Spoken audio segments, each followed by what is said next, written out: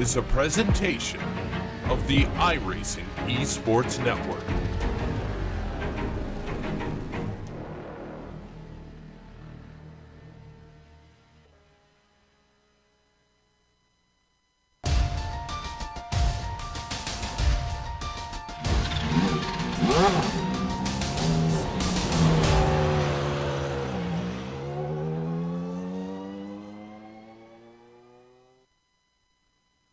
Halloween is over, most of the leaves are nearly gone from the trees, and the temperatures continue to drop. What better time to become a snowbird and head to Florida? Beautiful Sebring should do the trick, and though it includes picturesque corner names like Sunset Bend, it's more easy on the eyes than it is on the body. The notorious bumps of this track will test the setup skills of our drivers as we get ready to watch Round 8 of the iRacing Kamel GT series. And you'll see it all live here on the Global Sim Racing channel and the iRacing Esports Network. Hi, I'm Joe Peak, and with me in the booth is Sean Crackers Ambrose. Behind the scenes is our director, the Dr. Amjad Yaman, and he's using cameras provided by Dougie Beard. Sean Sebring has watched prototypes and sports cars race here for many, many years, but for our fans who haven't been around for that, why don't you tell us about the circuit? Joe, if you say classic American circuit, it almost sounds cliche, but this is the classic American circuit. Of course, the host of the 12 hours of Sebring Endurance Race every year. This 3.7-mile road course is legendary. 17 turns. Listen, everybody's raced here. Fangio, Foyt, Fittipaldi, Gendebien, Gurney, Greg, Moss, McLaren, McNish. Joe, the names, they go on for days. But in 1950, they got it all started here with a bunch of hay bales and a makeshift course, and they put it together, and they got Sebring International Raceway. Various sections of the course have been repaved over the years, 83, 87, through the 90s. Just a tick under a mile of the original concrete is still left on this track. What does that mean? Well, it means it's bumpy. And yeah, that's Sebring. That's just the way it is here. But to get a feel for what it really takes to get around this cathedral of American racing is to hop on board for another GSRC lap around Sebring. All right, we've got Clayton McLeod in the GSRC Nissan, so let's do a lap around Sebring. Turn 1 tends to be a good passing spot in most cars, but in the Nissan, this thing is terrifying. You carry a ton of speed through here, but just pray that the bumps don't unsettle the car. Keep on hugging the right side on the short run down to turn 3. There's a late apex here, but make sure not to clip the inside curb. From there, you're right into 4 and 5. Once again, turning in late is the desirable line through 5. But here you've got to try and get the power down quickly. Big bend and the blast towards the hairpin are flat out the whole way. This will probably be the most popular overtaking spot since it's a long acceleration zone into a very heavy braking zone. Just be careful when surrounded by other cars because it'll be easy to overshoot and plow into someone ahead of you. What's really tricky is trying not to spin the car out as the turbo kicks in. Turns 8 and 9 are simply about lessening your steering input to keep your speed up. And then comes another good place to attempt to pass, Cunningham. But if you find yourself side by side coming off the corner, it can be bad news. Collier is narrow with very little runoff on either side. Then there's the difficult curved braking for Tower. This is another inside curve that I highly advise not mounting. At last, there's a little breather until you have to attack Bishop. Take this as a single arc even though there's 2 apexes. On exit, make sure and stay to the left for the best entry into Gendebien. There's paved runoff, but getting to slow down here can really hurt you. And it's critically important to get a good run off of Le Mans anyway. Once you get dumped onto the Ullman Straight, it's a long, long ways until sunset. Even though the draft isn't as effective in the Nissan, getting a bad run might mean finding yourself too wide into the corner, and that is going to be extra scary. Just look at how much speed you take into the kink. Manage the car over the bumps and then smoothly bring the power back in. This brings us back onto the front stretch to start it all over again. Hopefully you kept it all together and have now finished a lap around Sebring.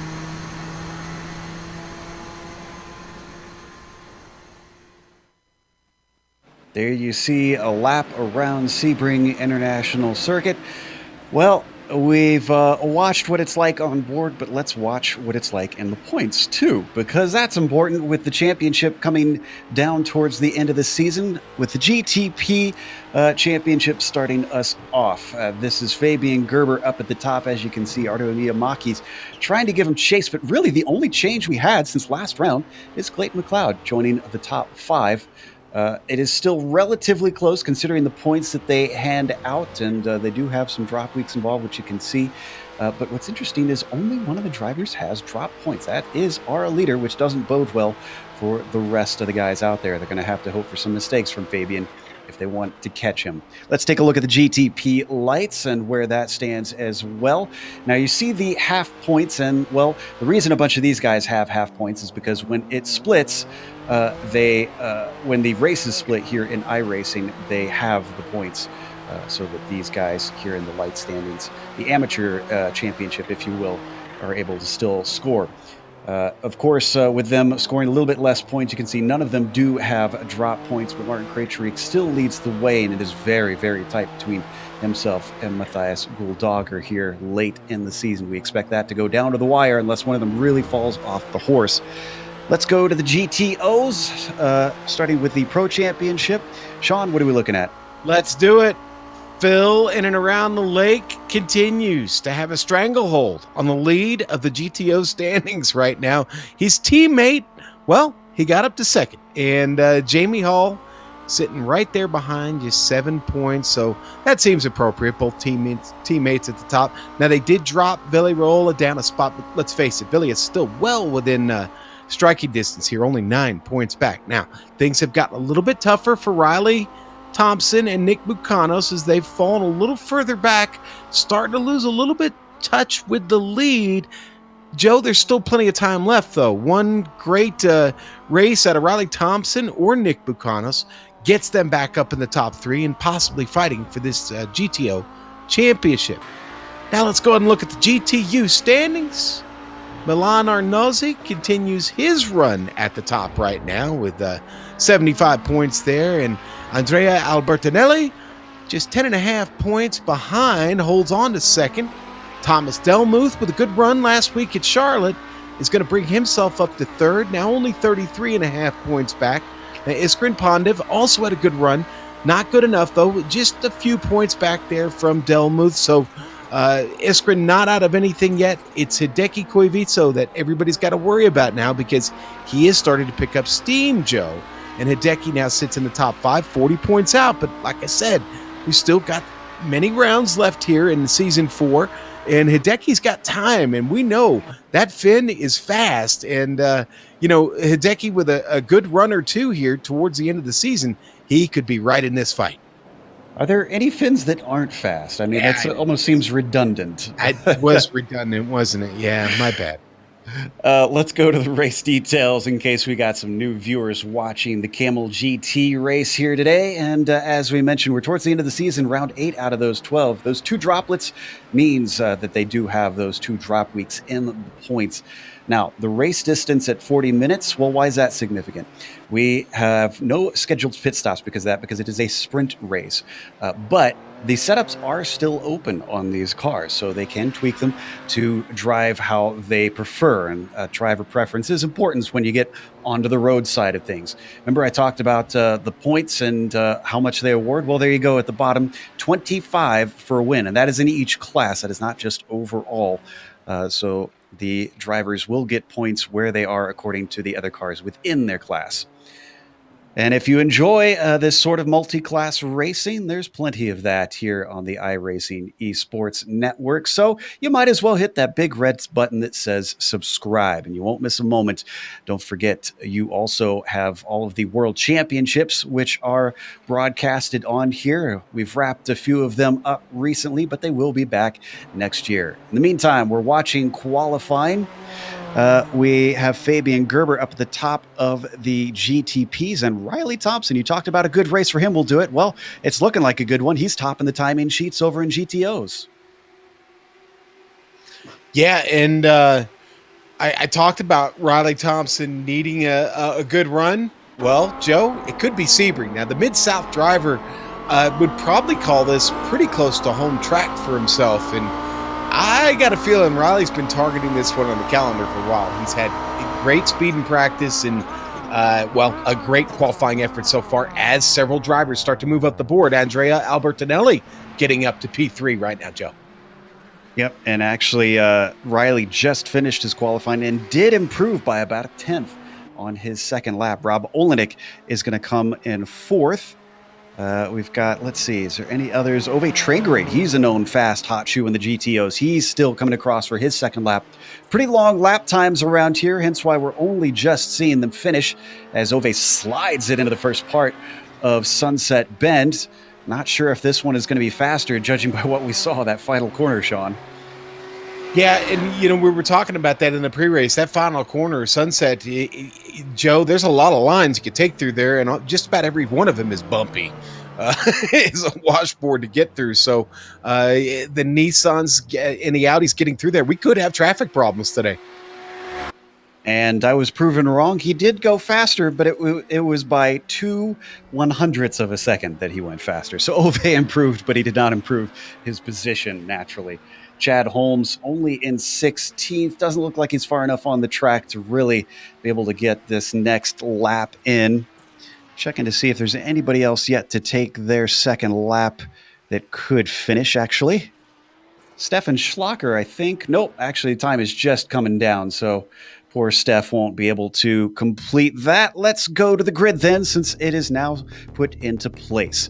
Fabian Gerber is going to be starting on the pole, and boy, is it looking like he's going to have an easy time with this one if he stays out of trouble. 7/10 over the next car in the front row of Michael Houghton. Then it's very close as it goes farther back from that. Justin Albrecht, less than a 10th behind Michael in 3rd. Antti Lepisto will be starting in 4th with Arto Iamaki in P5. Timo Toika will start in 6th. Martin Krejcik, that's a great qualifying from him, all the way up to 7th. He's been finding speed lately. Michael Thomas will be starting in 8th with Nicholas Labish starting in 9th. Fabian Jungbluth will be P10, and then we go to the next graphic where Tobias Gerber will be in 11th. That 6th row will be completed by Pablo Suarez, and Theodore Burns will start 13th. James King starts P14, John Keefe P15, and Antonio Alvarez 16th. The last of our GTPs to put a time in is Johnny Bell in 17th. Behind him will be Trent Buse, who did not get a time in. All right, Joe. Riley Thompson with a big pole effort here today. Phil in and around the lake, going to sit right there next to him. Andrea Albertinelli there at the last moment goes up to P3 for the start of this race. Rob Olenek with a good qualifying effort today in 4th. Tanner McCullough from the iRacing Top 10 month of October qualifies 5th. Ove Traegerade 6th. 7th for Jamie Hall. Nick Buchanos with a P8 there to start this race. Take him. A new name for us here, the Canadian 9th today. Great qualifying effort for him. Ben Laughter 10th. Mick Claridge with us today, out of the Lotus 49 and into the Audi. He'll start 11th, 12th for Matthew Jette. Our very own Stefan Schlacker will be starting 13th. Hideki Koivisto, 14th. Giorgio Buscemi, he will start 15th. Chad Holmes, 16th place for him. He'll start there. Carlos Fonseca, the number 33, starting P17. Franco Scurry is with us today, and he is starting in 18th. Brian Shanahan, 19th. 20th, that's going to be Hayden Pastorius. Bronislav Romanek, 21st. 22nd, going to go to Ian Hannon. Donald Peake is with us today, Joe, and he is going to be starting 23rd in a familiar-looking car, and 24th there for Thomas Delmuth, and that's it, man. 42 multi-class retro cars ready to go here at Sebring International Raceway. Big field out there today because it didn't split this time as we had in Charlotte, but it's a lot longer track, so it should be able to handle it.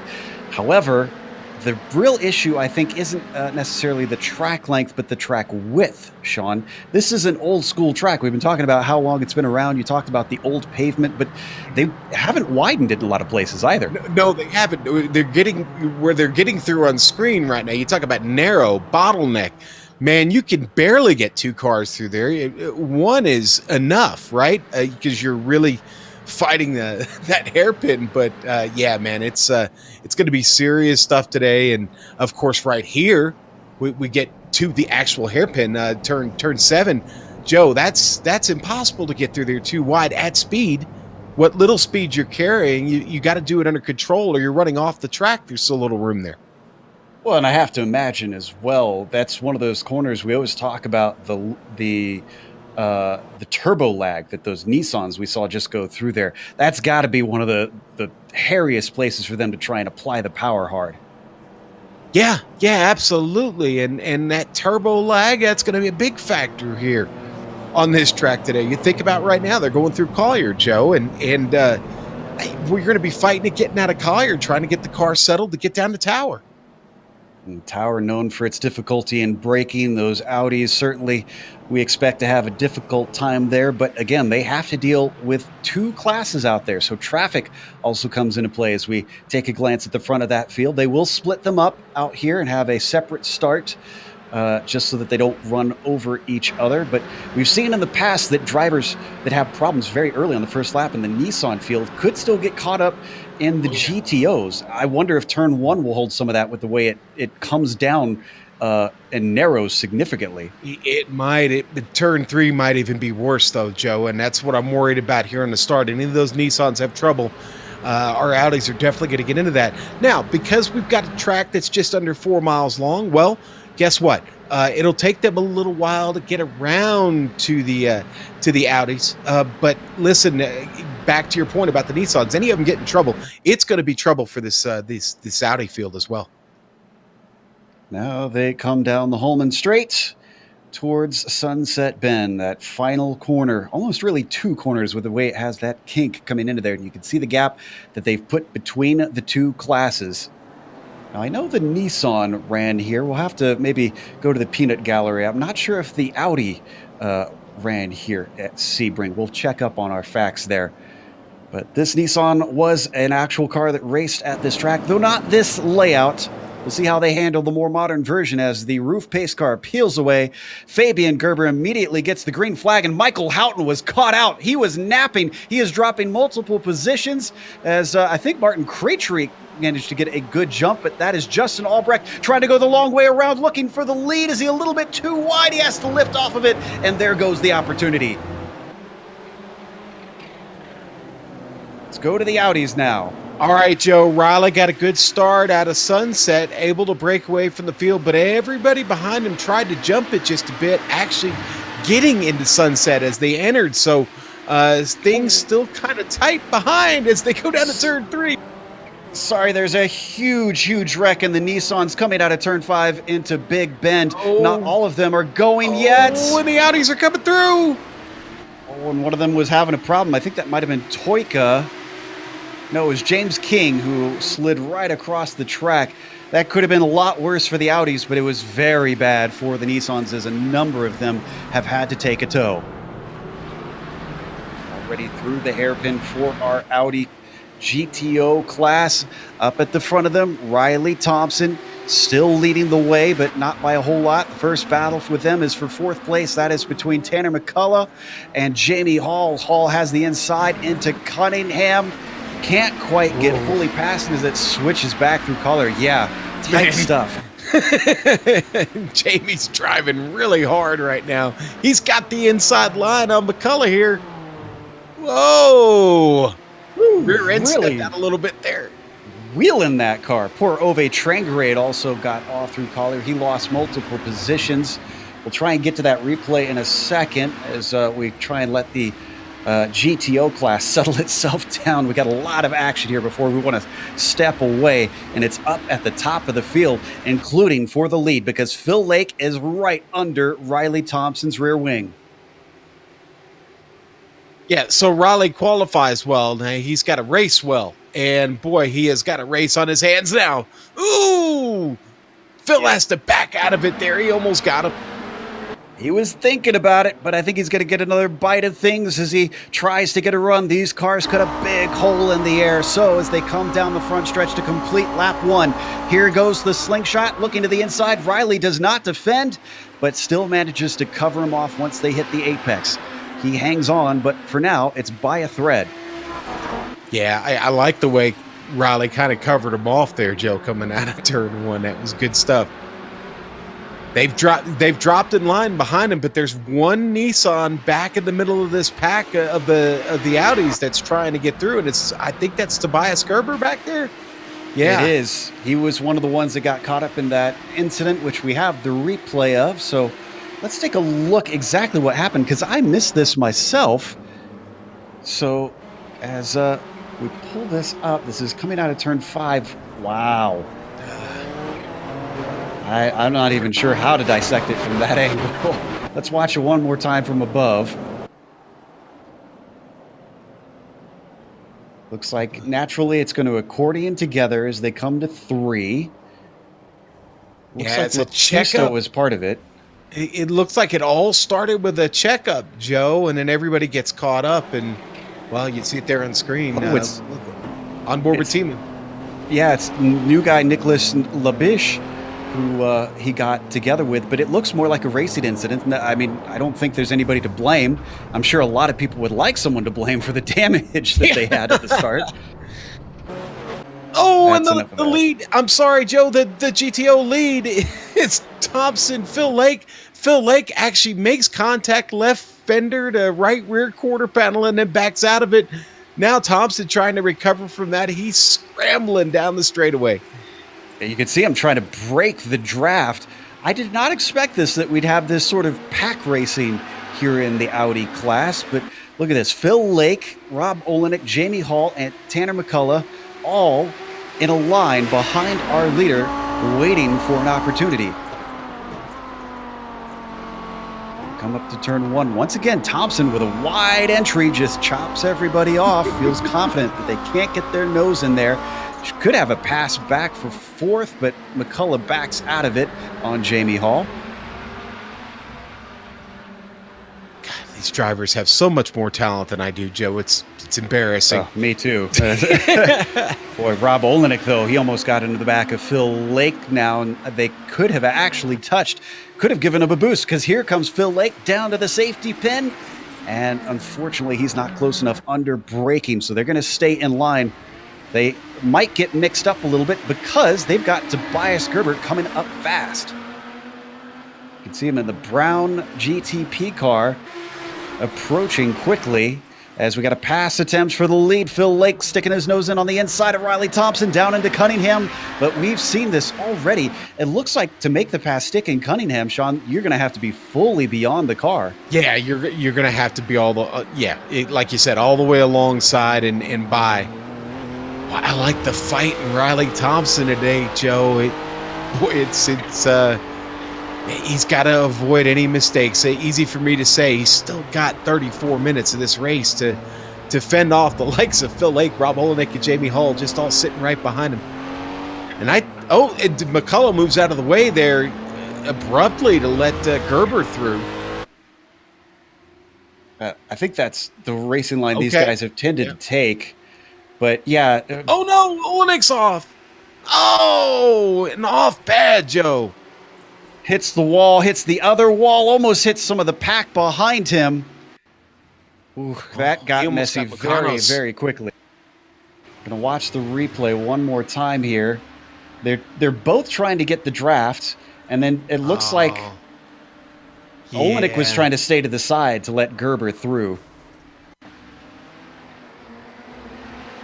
And I think that was just a bit of a miscalculation there, Joe, by both drivers. Yeah. Well, the driver that got into him clearly, just wasn't aware that the Nissan was going to come by, so he expected him to follow that draft all the way across. Wow. Man. Press R twice to do a barrel roll. So as we go to the prototypes, Gerber's got himself a little bit of a gap, not a lot of one. The real battle is for second for Justin Albrecht, trying to fend off Ardo Iamaki. Iamaki's putting the pressure on, seeing if he could squeeze something out of this yellow car.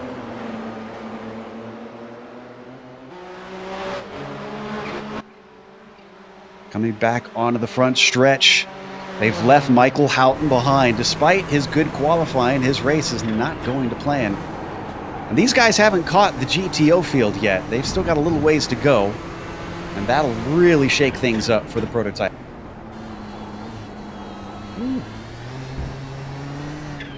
See a new driver being kind of bold here in the Audi field. Take him, giving Bronislav Romanek all he can handle right now, Joe. And Romanek's been around for a while. Yeah. Tay took the fight to him back in Collier and got right up on the inside of him. They were side by side. Well, as the Canadian, and he makes a mistake. So he definitely won't be able to take him now, as the driver has to get back in line and see if he can sort himself.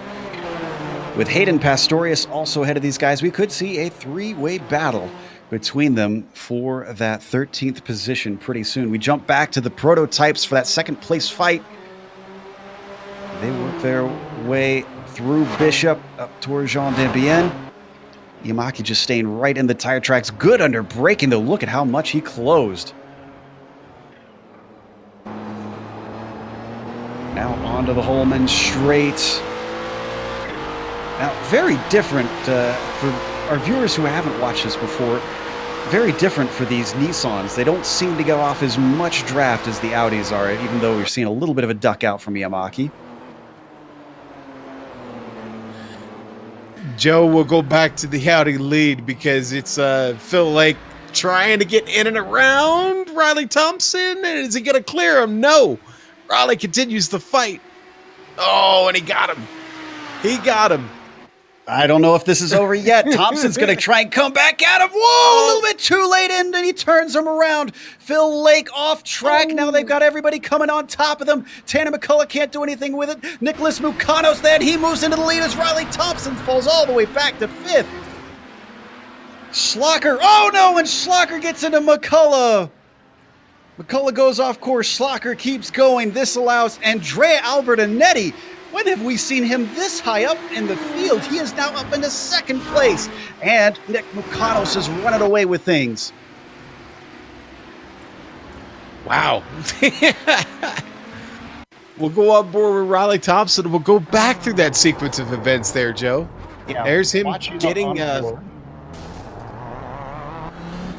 then we'll watch from Schlocker's view. This is where he sees all the chaos happening. He thinks, great opportunity to take advantage. Seems to forget that there's a car to the left side of him, pushes him a little bit too far off track, and they come together.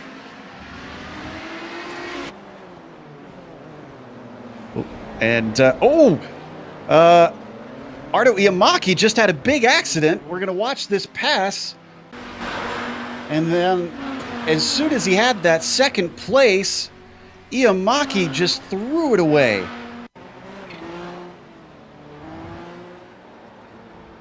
Wow, Joe.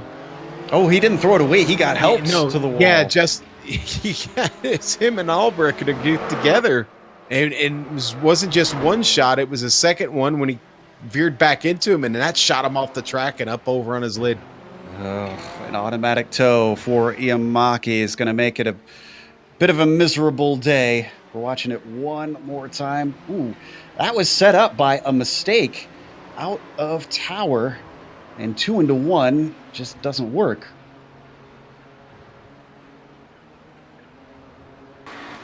So that puts Albrecht back into 2nd. Gerber now 3.5 seconds ahead. And they have caught the field. This promotes Michael Houghton back up to 3rd. There's our leader, Fabian Gerber, trying to squeeze his way through some of the Audis. Brian Shanahan not leaving them a lot at the apex.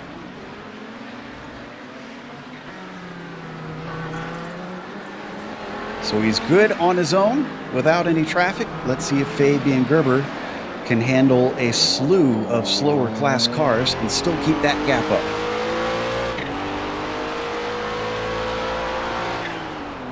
Already had quite a bit of attrition out there today. As a number of cars are in the pits. We ride on board with Fabian Gerber. Chad Holmes up next ahead of him. Going to be able to slip inside down into the braking for Jean Debienne. Then he's got to wait patiently behind the car of Bronislav Robanek. Hayden Pastorius up next, and this should be easy pickings down the Holman straight. All right. Schlocker is trying to hold off Riley Thompson, Joe. They just came out of Sunset Bend going down to 1. Riley's going to go around the outside like he's done earlier in the race. Schlocker's going to hold position, and look who's right behind him. Tanner McCullough has not given up. After getting shuffled out, he has managed to get his feet back under him and battle now for this second place position. You know, remember when we talked about the points at the beginning, Joe? I talked about drivers that needed a great run. Nick Bucanos is leading this race right now by 0.3 of a second. He's got an angry mob behind him. Yeah, well, and with this angry mob fighting like they are, they could continue to give him time as they work their way into the hairpin. Little side-by-side action between Ben Laughter and a car going off. That was Phil Lake. Oh, man, what an awful day for Phil. At one point looking at the lead, and now he is all the way down in 8th position. I think we had a Nissan off-track, Michael Thomas. Let's take a look and see what happened to him. This was in turn 3. Oh, he had an Audi involved. I think, honestly, I think it was turbo lag, Joe. I think that got him. Did he make contact with some? Oh, yeah, okay. Koivisto, I'm sorry, I didn't back up far enough. Yeah, they do make contact, and then that starts off the chain of events there for him. It looks like, at least from my view, it's hard to tell from that onboard, but it looked to me like it was a bit of net code. So Thomas did leave room. It was just, unfortunately, the internet was not behaving for him today, so the Frenchman found himself in the barrier. Visto continues on as he gets hit again, and this time by Alvarez. I think tempers are going to start to flare. So Koivisto now down to 21st. I was about to update where he was before. Yeah. He slots in behind Don Peak.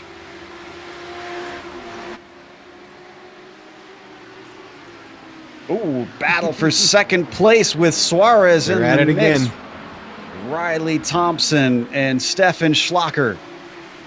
Stefan having a little bit better race than we've seen here on broadcast before. Last good one for him really was at Lime Rock Park of all places. Yeah, and Joe, he's had a monster run so far. He's picked up a ton of spots to get up here to second right now.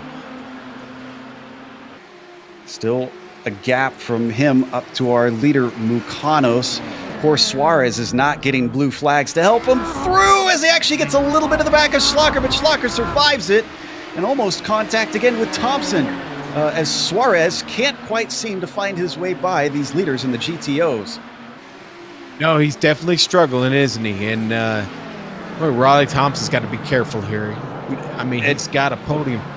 Let's go to P4 in the prototypes because John Keefe and Martin Krejcik are fighting hard for that one. Sorry to jump us around. He couldn't quite pull it off. This is going to give an opportunity to Teemu Toika. Fat Teemu, not as high up as we're used to seeing him.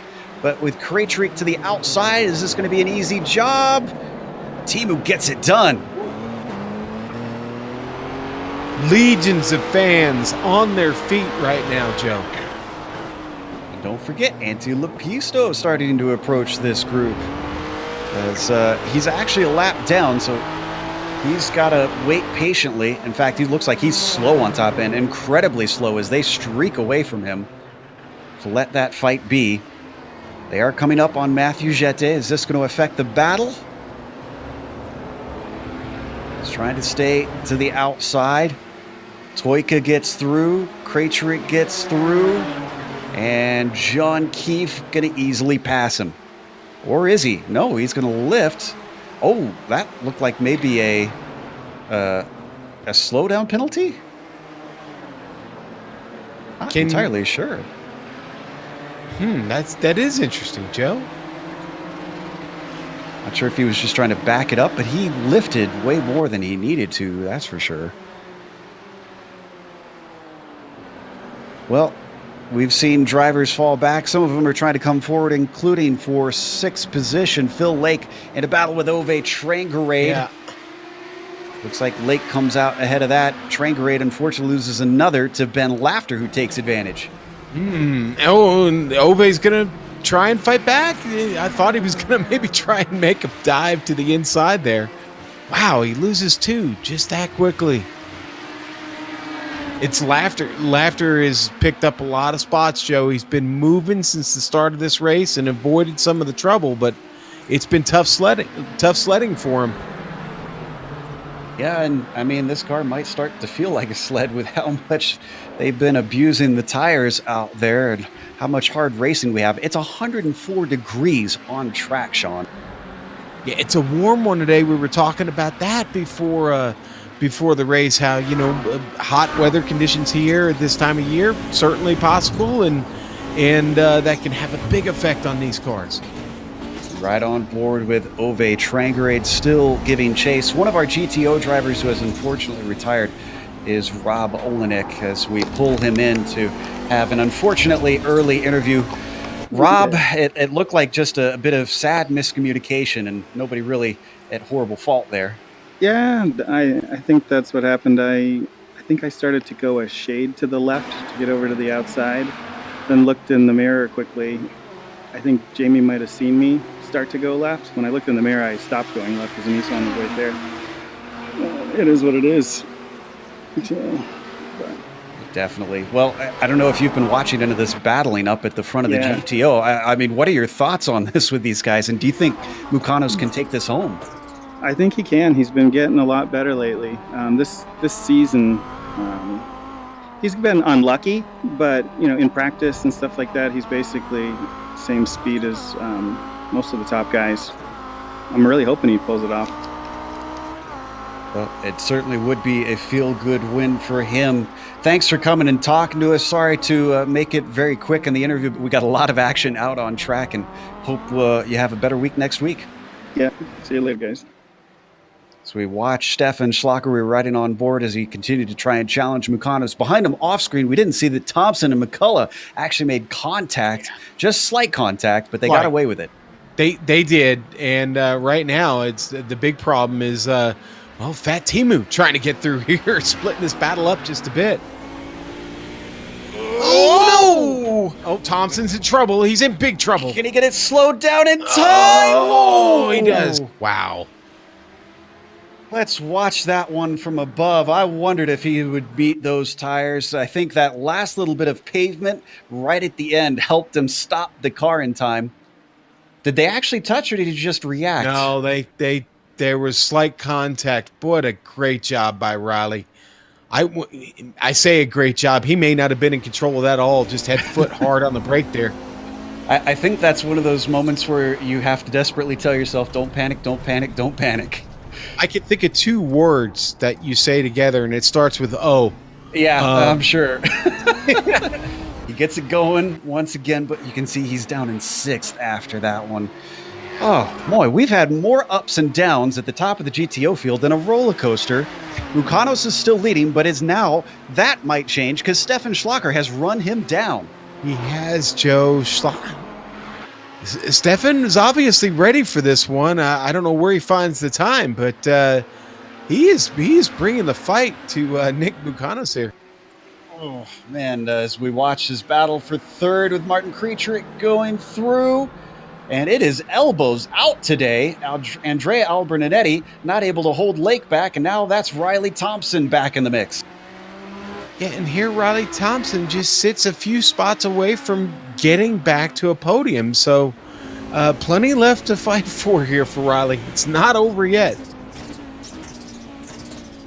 So as we ride on board with Riley, I can report that Fabian Jungluth got in between Mukanos and Schlacker and put some distance between them. Not much to the happiness of Schlacker, as he was right up on the gearbox when it happened. In fact, this has brought Tanner McCullough into that battle for the lead as we jump up to it and take a glance. He is within striking distance, and they've got more coming through. We saw Creatrick try to go through the battle for 3rd. Well, now he's got to go through the battle for the lead.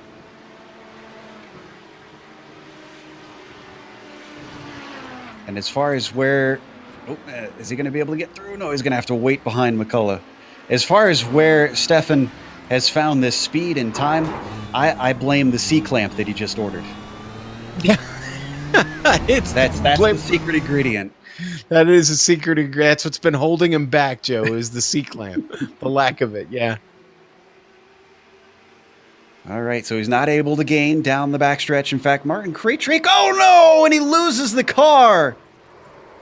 Gets it stop in time, but loses a lot of time. Yeah. I think he clips the wall, Joe. I think he had that line a little bit too tight. Because he's got, yeah, he did, and he's got right front damage because of it. Which means that suspension is probably not feeling very good. Nope, not at all. Bit too tight, and you could see the disastrous results. Speaking of roller coasters, that puts Phil Lake back into third. Yep, now 4.5 seconds behind McCullough. Tanner McCullough is in second. Andrea Albertinelli, Joe, you mentioned earlier, we didn't recall seeing him at this high. He's having a really great run today. Certainly is. And apologies to the prototype field. We haven't really looked at them as much as the GTOs, but it hasn't been as close. Gerber is still your leader. Albrecht has dropped back now about 3 seconds. And then it's another 7.5 going back to Michael Houghton, who I still want to give credit to, even though he did lose a lot of time to our leaders and had a bad start. A podium is still well worth it. They've got a big gap back to fourth with Timu Toika. And then after that, it starts to get a little bit closer. But other than that, we have no battles in the GTP field.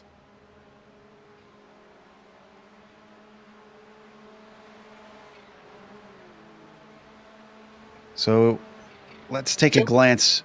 Go ahead. Well, I was going to say, we do have a battle in the GTOs. We haven't talked about McClarridge much. He's been holding off Giorgio Buscemi for quite a while. These two have been fighting it, and it's kind of gone to different levels. Franco Scurry's just behind them. He made a mistake on the last lap that got him a little bit behind. But these three, a lot at stake for them. They're fighting hard. It's just it's been a mix of traffic and a couple mistakes here and there that's kept them close together and still fighting.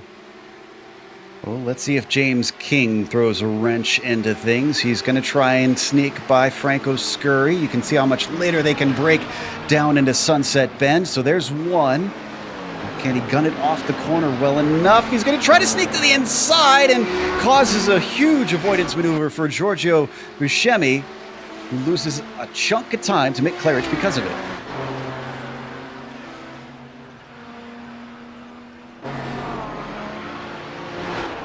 In fact, Tobias Gerber going to be the next one through on the inside of Buscemi. So Franco Scurry gets to the back of that GTO and makes it a battle for 10th place.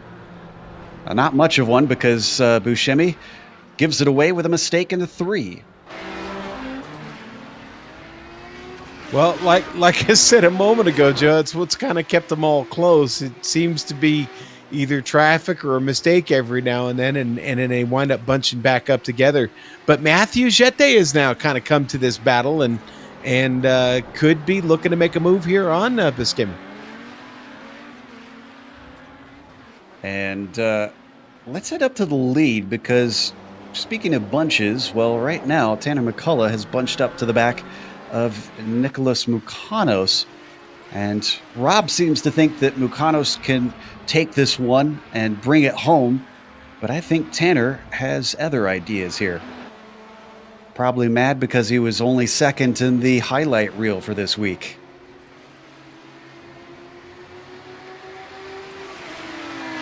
He's going to follow down in the tire tracks along the Holman Straight.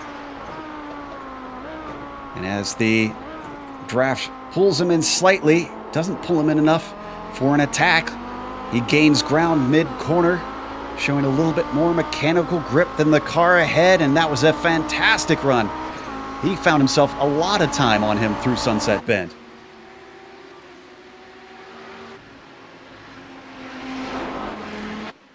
Boy, saw how tight they were to the wall there, Joe, as they came through there. Yeah, got to use every inch of the track. Every inch. Including the curbs, as both of them getting right on top of them on the tall parts here through 3, 4, and 5. But a bad exit coming out from Nick Mukanos allows Tanner McCullough to get a run around Big Bend. He has to go the long way around. Defensive for Nick Mukanos down into the safety pin. They're side by side. They're dead even on the brakes, but the inside allows Nick Mukanos to just give him a little bit of an elbow off the course. The lead still holding on. Yeah, Tanner is waiting for another chance to fight there. He played that one smart. He's played this whole race smart, Joe. He stayed out of the trouble, kept that car clean, and has had a good, clean fight here with Nick Mukanos. But, boy, I got a feeling here McCullough may try to take advantage of him here when we get to the Ullman Straight. It's only 11 minutes left to go, so he still has a little bit of time, but he can't wait too long. Behind them, Phil Lake kind of stalking both of them. If they start to fight more, he could gain a lot of time. McCullough a little bit hot into Jean Dembien. Can he make it up coming onto the Holman Straight? I think this is his best opportunity right here. He's going to be well within the slipstream.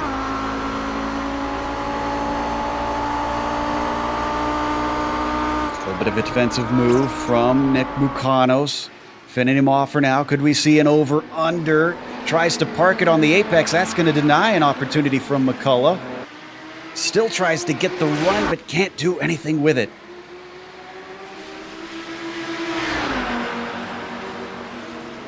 Gets the inside down into turn one. Pokes his nose in. We've seen multiple times, though, unless you're pretty far up, it seems like nobody can really make that pass on the inside of one stick.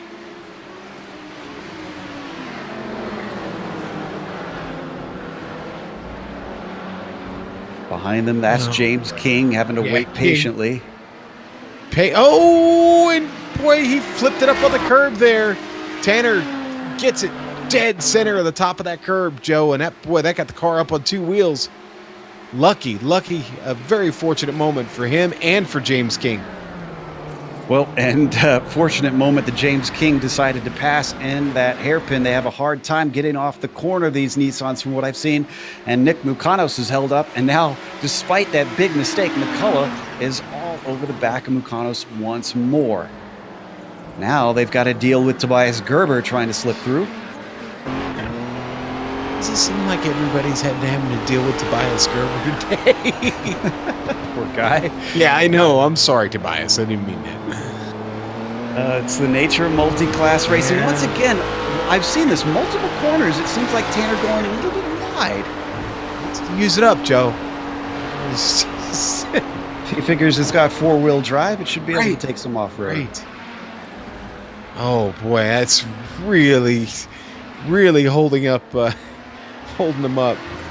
Tobias Gerber, that is. Well, he's got 26 seconds to the next car, so I don't think he's too annoyed by this. He just doesn't want to get in the way of this battle for the lead. Oh, and they're three wide down up into the kink into Sunset Bend, and McCullough was not brave enough to try and stay with it. This battling is indeed bringing Phil Lake in. Let's stay with this, but I just want to update our viewers who are wondering about the prototypes. Gerber's still leading, and he's still pulling away from Albrecht. Down the front stretch once again, Mukanos gives him the inside. He's a little bit farther ahead. Can he get it down to the apex? This time he does. Maybe an over-under attempt from Nick Mukanos. Yes, it is. Look at that. Send it, Nick. Send it. And he does. Oh, boy. Deep on the brakes, and they trade paint through turn three, but Mukanos grabs it back. Oh, boy, and that damages McCullough's car. He picks up some left front damage on that, Joe. Hopefully that doesn't hurt him too much. This not only looks like vintage racing back from '89, this feels like vintage racing as he gets a shove. The Mukanos, not sure if it... Oh, and he almost runs him off track. They come together. They both turn around, and Phil Lake is caught. He has nowhere to go. Who is in fourth place? That is Riley Thompson back into the lead. Wow. I am a little bit speechless on that one. I'm not quite sure how to call that. I don't know. You had plenty to say there a moment ago, Joe. They come together and they keep getting together. Yeah. I never liked... Phil's got nowhere to go. Oh, poor Phil Lake. If he had just picked the other side, he would have had the lead right now. He cannot catch a break today. Let's watch from Thompson, who probably This is the last thing he expected.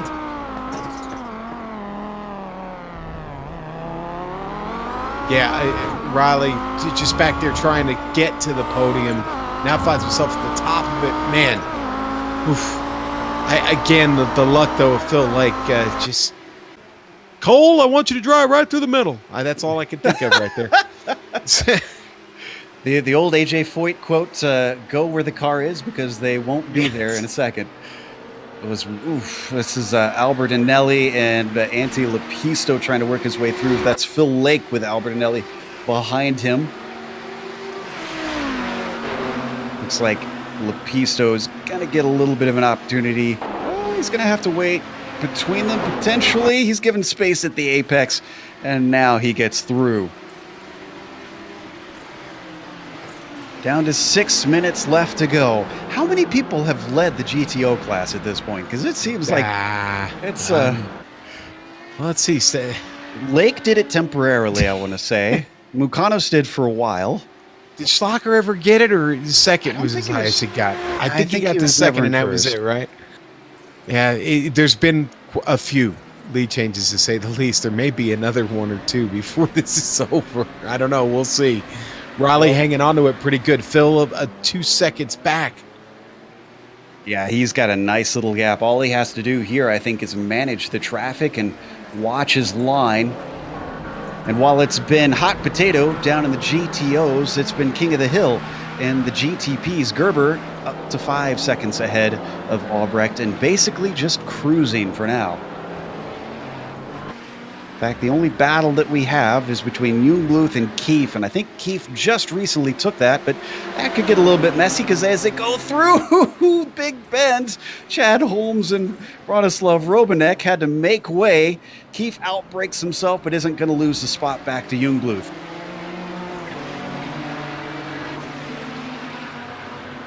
Okay, so we thought we had set the benchmark earlier this season with Lime Rock Park, and then every race after it seems to have its own bit of crazy. Joe, what's going on? I honestly, if anybody's watching, I still insist this is the most entertaining series of any on iRacing. It is just wild as we switch now to the GTPs with Trangrade now dealing with Mukanos trying to come back onto the podium. Yeah, and listen, Mukanos is not done. I've been watching him, Joe, and he really wants to try and get back to the podium. I don't know if he can, but he's got 4.5 minutes to really take a stab at it here. And Justin Albrecht, who is hustling right now because he is trying to get to the lead, is making some decisive moves through this traffic. Very confident, but he makes them all stick. Nobody really seemed to be at risk there, just placed it perfectly as now he gets through Albert Anelli.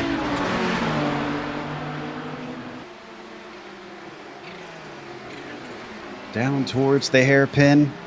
That gap between himself and Gerber, because of those quick thinking moves, has chopped it from 5 seconds down to 3 seconds. I think Albrecht is trying to make a race out of the end here. Joe, I agree with you. I do. I think he's making a legitimate run. He's got to get through some fast cars here that are competing for positions. He's going to clear Lake. Yeah, just making some great decisions, and it's helping him through. I can report we just missed a pass between Laughter and Schlacher for 6 down in the GTOs. Laughter gets that one. So it was a pass attempt, I should say. Schlacher was behind Laughter and couldn't quite pull it off. Here we see them on screen now in the final 3 minutes.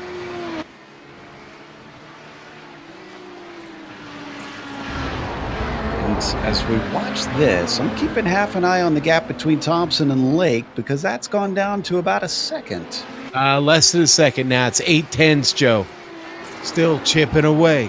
Phil in and around the lake. He's probably going to want this one. He was up there before. He could have had this lead. He unfortunately had to check up to stay out of the mess that was in front of him. And as they come down to, I want to say 2 laps to go. Are they 2 or 3? Yes, 2 laps to go, Joe. 2. He's running out of chances to try and make a pass. We've always said it before in racing, Sean. It's that old adage. So we go P3 here and look at this battle between Trangarade, Albertinelli, and Mucano. And Mucanos gets balked there by Albertinelli. This illustrates exactly what I was just about to talk about. It's one thing to catch a driver. It's another to pass him. Mucanos is finding this out the hard way. Tries to duck to the inside late on Albertinelli. Almost gets into the back of him, but can't make it stick. And poor Johnny Bell. That's what I was just about to say. Toyka, yeah. Oh, and now Mucanos gets around Albertinelli. Comes around the outside to do it, Joe. He's got to complete it. Oh, way too much curved on the inside by Albertinelli. That's going to finally give it over to Mucanos up to fourth. And Tanner McCullough misses the hairpin completely, takes the old route, and returns to the track, throwing some cones along the way. Poor cones. We're just minding their own business.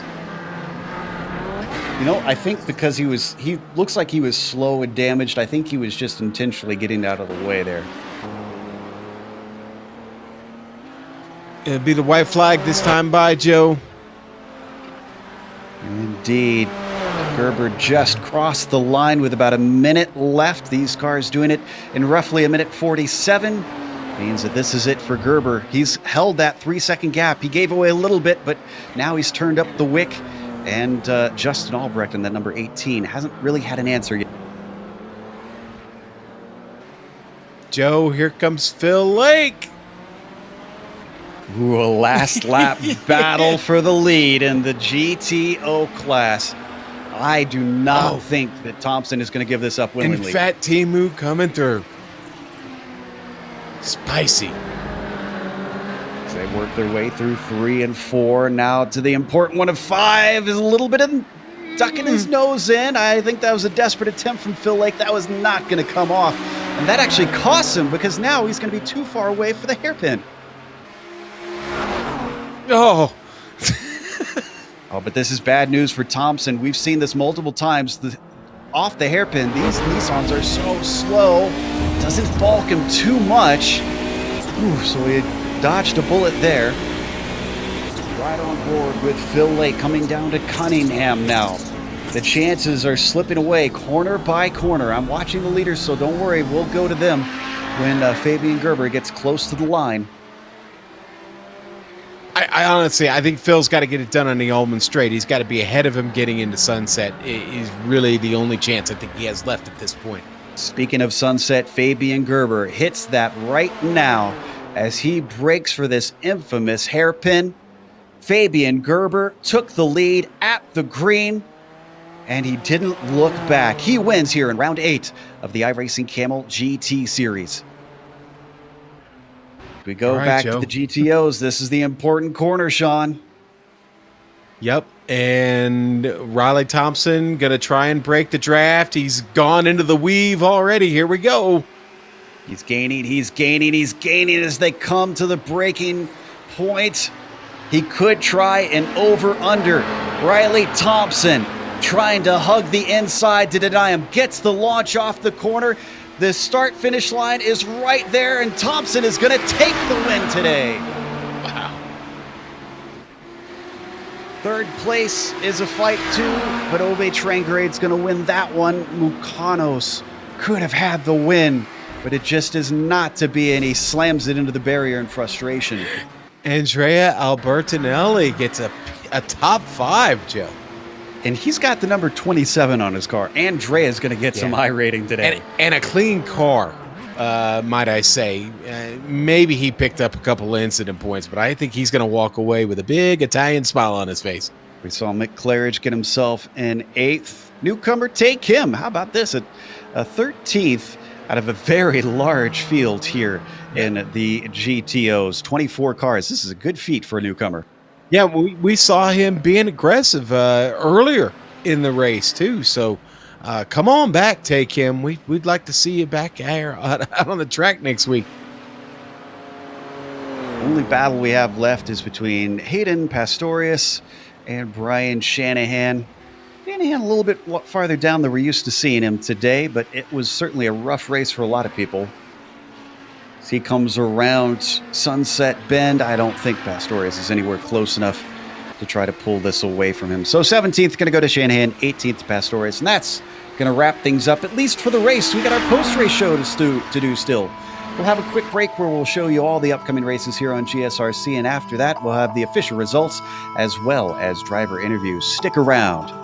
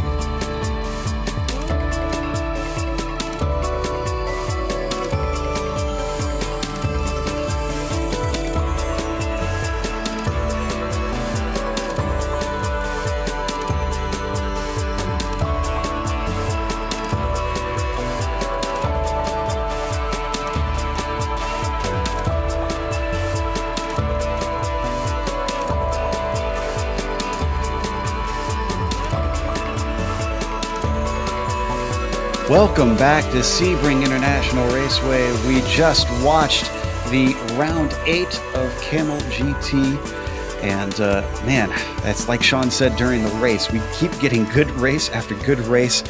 This one wasn't as much of a stunner in the prototypes, but we'll get to the GTOs in a second.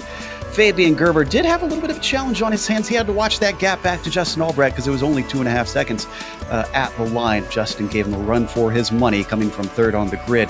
Michael Houghton got to be a little bit disappointed, maybe kind of kicking himself for having a bad run that cost him a lot of positions at the start. He still gets a podium.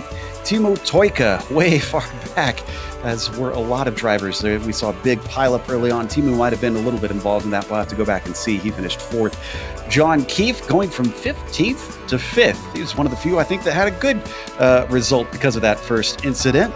And then behind him, Fabian Jungluth gets 6th place. Martin Krejcik finishes exactly where he qualified in 7th, with Theodore Burns, a bit of a new name. He'll get 8th. Antonio Alvarez manages 9th place with Tobias Gerber in 10th. Then Pablo Suarez finishes 11th. And you can see Johnny Bell was 12th in his class. He was the last one driving, I believe, in the GTPs. Let's go to the GTOs. All right, Joe, let's do it. Riley Thompson, your pole sitter and your winner. Did he have a little bit of luck today? Yeah. A lot of race car drivers have luck. And you know what? Sometimes that's exactly what it takes to win a race. So congratulations to Riley Thompson. Phil in and around the lake fought hard. I just told him I thought he was going to get him, but he'll take his 2nd place today. Ove Trengerade, 3rd place. Great run and a podium finish for Ove. Nick Mucanos, 4th. What could have been for Nick, man. He had this race at the top for quite a while, and 4th is where he winds up. Andrea Albertinelli, congratulations on your top 5 finish, sir.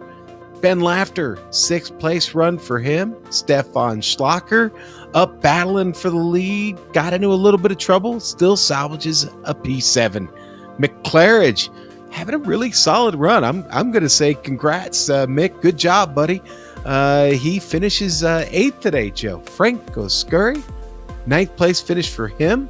His countryman, Giorgio Buscemi, right behind him there in 10th. Matthew Jette will finish 11th. Tanner McCullough, well, he had a little bit of trouble. He had a great race up front for quite a while, but things didn't work out in the end, and he finishes 12th. Take him, making what we believe was his debut on the broadcast. Well, Tay, good job, buddy. 13th place for him. Carlos Fonseca going to finish 14th today. Hideki Koivico, a little bit further down the field than we're used to seeing him. 15th. Bronislav Romanek just never seemed to get things going. 16th there for Bronislav. Ian Hannon, a 17th place run. Brian Shanahan, who we talked about there at the end, will go 18th. Hayden Pastorius, 19th. Don Peak with a 20th place run, a top 20 for Don. And Thomas Delmuth going to be 21st. Chad Holmes, 22nd. And then here down at the bottom, we've got drivers couldn't or had trouble struggling to the end there. James King, Antti Lepisto, Michael Thomas, Arto Iamaki, and then Jamie Hall and Rob Olenek round out what was, well, no, they didn't round out. There were 42 cars. I'm sorry. Nicholas Lovich there and Trent Bruce ran out the field. Joe, boy, that was fun. Yeah, and I'm curious whether or not Riley Thompson thought it was fun, because you found yourself in a battle for the lead. It kind of went south. Suddenly you were thrown back. I mean, who would have thought that you'd get right back up to the front, especially with the sequence of events that brought you there? I honestly have no idea how that happened. It's basically like Watkins going all over again. To be honest, I think Phil probably deserved it most. He got caught up in the most when he had the speed. But we got lucky after all those events and ended up on top. Yeah, he was hunting you down towards the end and giving you some pressure. Were you surprised he didn't try and make a dive into the Sunset Bend?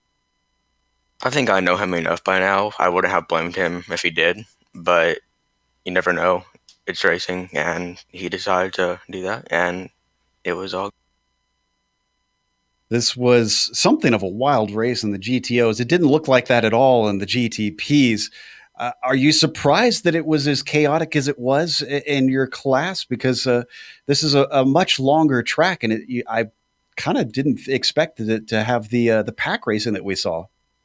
Yeah, I was kind of surprised because we had pack racing in the earlier races in the week, but it was just a couple cars. But I think with the added Nissans and Audis, it just, with the skinny parts of the track, it ended up in. Yeah, it certainly seemed a little chaotic. But as Sean said, it takes a little bit of luck sometimes to win. I think it was on your side today. Congratulations on the P1. Thank you. That was Riley Thompson. I believe Sean has Fabian Gerber with him next, our winner in the GTPs. Hello. Hey, Hey, Fabian, congratulations, buddy. You know what? Thank you You had much. a great qualifying effort, and then you kind of dusted him there on the start. Talk about your race a little bit. Yes, I had a bad start actually. Very good quali, but not a good start. Justin could almost overtake me because I somehow missed the green flag, or I don't know. And the rest of the race was just trying to survive. It was so much traffic. It was one of the most difficult races ever, but it was still fun. Great track, and I'm actually pretty proud on that because it was so difficult. Justin kept the pressure up all the time. Yeah, and over the last 4 or 5 laps, a lot of pressure. He was closing on you. Did you ever think that he might find you there in the last 1 or 2 laps? Yeah, depending on the traffic, I wasn't sure. I knew that if I had more bad luck with traffic, then he could be right behind me.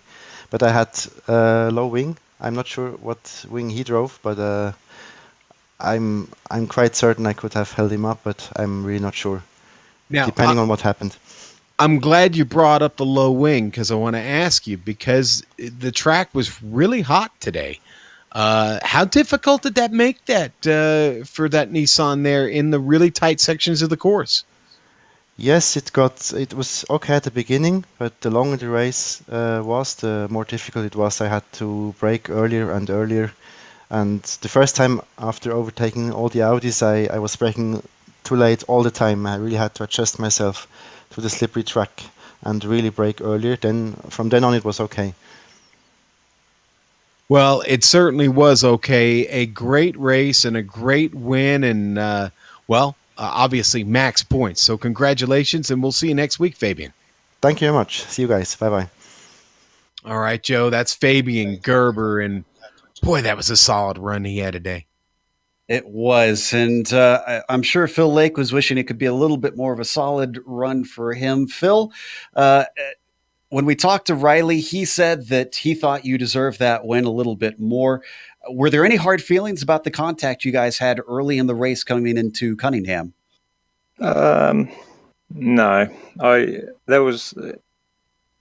wasn't that happy about it when it happened, but by the end, it was just a straight fight between us, so no complaints from me. And I think Riley had the pace to hang on, so yeah, he deserved it. Also, you had a little bit of unfortunate luck with the incident that unfolded for the lead right in front of you. Tell us about it from your perspective as you saw both McCullough and Mukano suddenly clatter together and then come to a halt right in front of you. Yeah, they were battling with each other pretty hard for a few laps, and that allowed me to catch them back up. And then they were side by side into the hairpin, and I saw them. They were banging doors a bit, and the way iRacing is, I kind of had a feeling that it was going to end with someone getting turned. And I tried to guess which way they were going to end up, and I ended up just driving right to the side of them as well. Luckily, I slowed the car down quite a lot and didn't damage my car, but yeah, that was tough to avoid. I think you'll have to get Harry Hogg up on the box for you and see if he could help you work through that next time. Still second place. That's a good haul of points. Are you satisfied overall with how the race wound up? I think I'd be lying if I said I was totally happy with not winning the race, but yeah, I'm happy with the points, and yeah, it's been a good week here at Sebring for me. All right. Well, thanks for coming and talking to us and giving your thoughts on everything, and best of luck a week from now. Yeah, thanks a lot, guys. Cheers. That was Phil Lake, second place in the GTOs. We have one more, our third place finisher in the prototypes. Michael Houghton is going to be talking to Sean. And Joe, I get to talk to my fellow countryman, Michael Houghton. Mike, congratulations, buddy. It's a P3. Did you leave any meat on the bone? Was there more in that race for you? I feel like there was. I was pretty quick all week, and I was running lap times that were a lot faster than this in hotter temps. So I don't know what happened today. I totally missed the start. I was looking for Fabian to go, and then boom, suddenly the green flag went, and I lost 2 positions. But yeah, managed to finish in third. I guess it's better than nothing, huh? Hey man, it is better than finishing at the end of the pack and not finishing at all.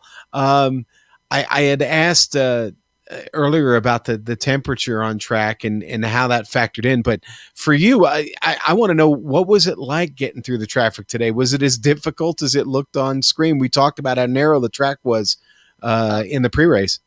It wasn't too bad. I had a little bit, I think, one notch higher wing than Fabian, so I had a bit more grip trying to get around these Audis. It felt fine. It wasn't crazy like Lime Rock or one of the other races we've done in the past. But yeah, I had no problems. There were some sketchy moments, going on the outside of turn 1 or outside of Sunset Bend where I thought I was going to die, but yeah, survived. Okay. All right, so I'm glad you brought that up because we haven't really talked about Sunset Bend. How absolutely scary is it getting through there in a Nissan? It's fine if they let you take the inside line, but if you have to go outside, there's this huge bump that makes you want to take. Yeah, I know where that bump's at, Mike. I've found it more than once. Yeah, as soon as I went over that area, I just put both my hands in my mouth and went, ah! But I managed to go through it. do the Danica thing, arms up and that's cross right. there. Jesus, take the wheel. Well, hey, listen, great race. Enjoy the rest of your Saturday, my friend. You going to COTA this weekend? Unfortunately, no. We're going to be going to the Renaissance Festival. Oh, nice. All right, well, enjoy that. Have a turkey leg for me, brother. I appreciate it. I'll have 2. Okay, thank you. That's Michael Houghton, everybody. And Joe, boy, I had fun on this one today. Like I said, ever since Lime Rock Park, they just seem to keep stepping their game up week in, week out. I always look forward to getting to call these because they give us some good entertainment, not just for the fans, but for us up in the booth as well. So with that, we're going to close out today. And once again, before we go, we want to remind everybody, if you click that big red button here on the iRacing Esports Network, it says subscribe. You'll get all of the videos that all the broadcasts that they do on your feed, your YouTube feed. So make sure and do that so that you don't miss a moment. Also, a big thank you to the Kamel GT community for bringing us back. We're just about through our 2nd year of coverage here on GSRC. We've enjoyed every moment of it. Thanks to the companies that provide the software and hardware for our broadcast listed here on your screen. Additional thanks go to Eric Ekholm and June Lalonde, who provide our wonderful music. See the screen for how to get a hold of more of their great work. Thanks to the team today, Sean, Amjad, and Dougie. If you'd like to find out more about GSRC, including upcoming races, you can find it at globalsimracingchannel.com. You can also check us out on our social media. We're on Twitter at GSR Channel, Facebook at Global Sim Racing Channel, and Instagram at GSRC_Graham. Don't forget, head on over to our YouTube page, that's GSRC Broadcasting. There's a big red button that also says subscribe. It looks exactly the same as this one. You click that, and you won't miss a moment on our channel, too. The next race, that one's going to be an interesting, very unique circuit, Snetterton, and it is the 200 layout there you can see on screen. That'll be Saturday, November 10th at noon Eastern. Don't forget the time change by next week, noon this time instead. We also have upcoming races for other series listed on the screen, so check those out and mark them down on your calendar. Until next time, race clean, race hard. We'll see you on the track.